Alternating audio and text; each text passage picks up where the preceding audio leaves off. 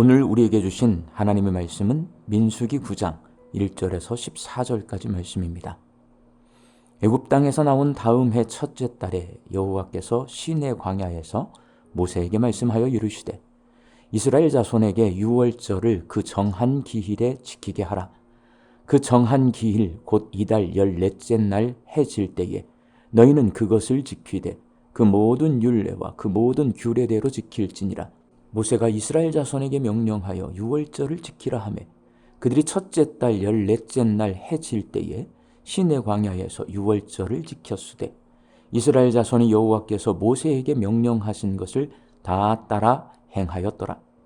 그때에 사람의 시체로 말미암아 부정하게 되어서 유월절을 지킬 수 없는 사람들이 있었는데 그들이 그날에 모세와 아론 앞에 이르러 그에게 이르되 우리가 사람의 시체로 말미암아 부정하게 되었거니와 우리를 금지하여 이스라엘 자손과 함께 정한 기일에 여호와께 헌물을 드리지 못하게 하심은 어찌함이니이까? 모세가 그들에게 이르되 기다리라. 여호와께서 너희에게 대하여 어떻게 명령하시는지 내가 들으리라.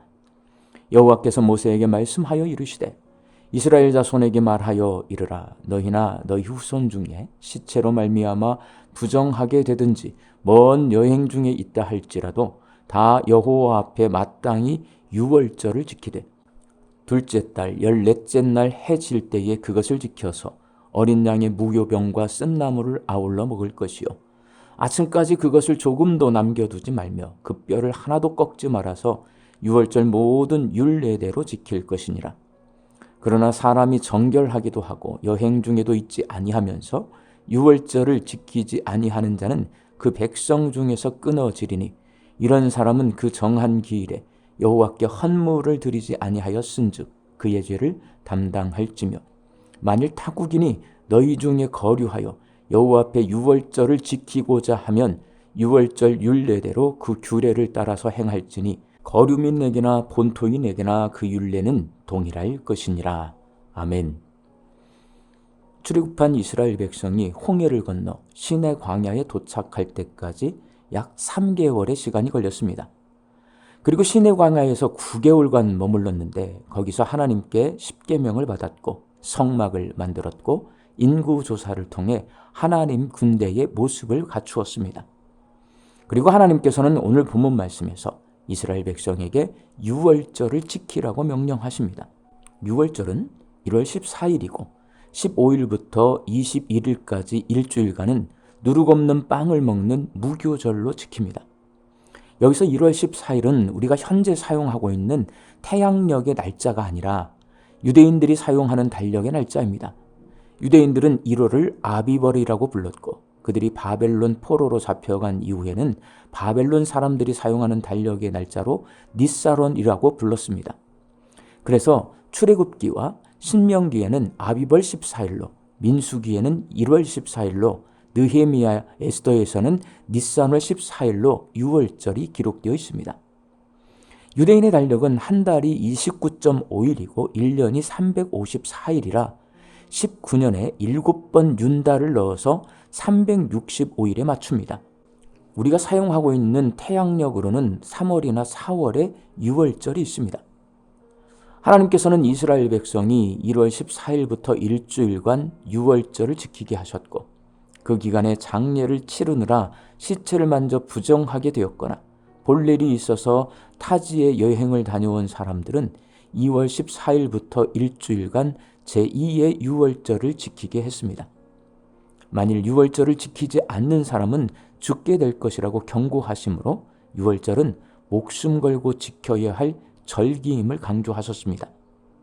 그렇다면 하나님께서 유월절을 지키게 하신 이유는 과연 무엇일까요? 유월절은 하나님의 구원이 반드시 필요하다는 것을 기억하는 절기입니다. 애굽 땅의 10번째 재앙인 장자의 죽음이 임했을 때 온 애굽 땅에 자식을 잃은 부모의 통곡 소리가 가득했고 그 모습을 지켜보는 모든 가족이 죽음의 두려움에 휩싸였습니다. 그렇게 죽음의 두려움과 죽음으로 인한 통곡 소리가 가득한 그때 문설주의 어린 양의 피를 바른 이스라엘 백성의 장자들은 죽지 않고 모두 살았습니다. 그날 이스라엘 백성은 구원이 무엇인지를 확실히 깨달았습니다. 구원은 죽지 않는 겁니다. 그리고 그날 이스라엘 백성은 구원이 하나님께 있음도 확실히 깨달았습니다. 애굽의 장자를 죽게 하신 분이 하나님이십니다. 이스라엘 백성의 장자를 살게 하신 분도 바로 하나님이십니다. 이스라엘 백성은 생명과 죽음이 하나님 손에 있다는 것을 깨달았습니다. 그리고 하나님의 구원에는 어린 양의 피가 필요하다는 것도 깨달았습니다. 애굽 사람과 이스라엘 백성의 차이는 딱 한 가지, 문설주에 바른 어린 양의 피입니다. 어린 양의 피의 유무에 따라 죽고 사는 것이 결정되었습니다. 출애굽 당시 이스라엘 백성은 몰랐지만 먼 훗날 유월절 어린 양이 예수님을 상징한다는 것을 사람들이 깨닫게 되었습니다. 하나님은 유월절 어린 양을 잡을 때 뼈를 꺾지 않게 하셨습니다. 본문 12절 말씀입니다. 아침까지 그것을 조금도 남겨두지 말며 그 뼈를 하나도 꺾지 말아서 유월절 모든 율례대로 지킬 것이니라. 로마 군인들이 십자가에 달리신 예수님의 뼈를 꺾지 않고 상으로 옆구리를 찔러 사망 여부를 확인했습니다.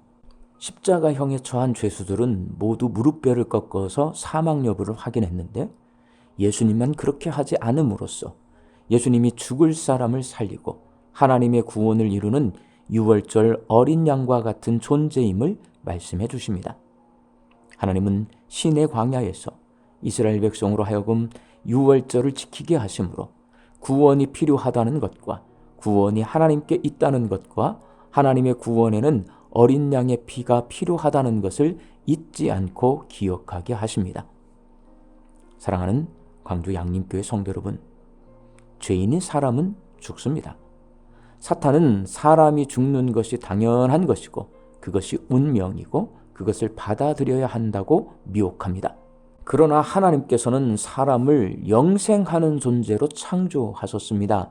그러니 죽음을 이기고 살아야 합니다. 그래서 죄짓고 죽는 사람에게 구원이 필요합니다. 구원은 하나님께 있고 하나님의 구원은 예수님을 통해 이루어집니다. 하나님의 아들 예수 그리스도가 나의 주님이심을 믿을 때 내 삶의 문설주에 예수님의 보혈의 피를 바르게 되고 그 피로 죄와 죽음의 문제를 해결받아서 하나님의 구원을 누리게 됩니다. 우리 광주 양림교회 성도들이 예수 그리스도를 믿음으로 죄와 사망 권세를 이기고 영생하는 존재가 되는 하나님의 구원을 누리시기를 주님의 이름으로 축원합니다. 함께 기도하겠습니다. 죄인인 사람은 구원받아야 할 존재임을 깨닫게 하여 주옵소서.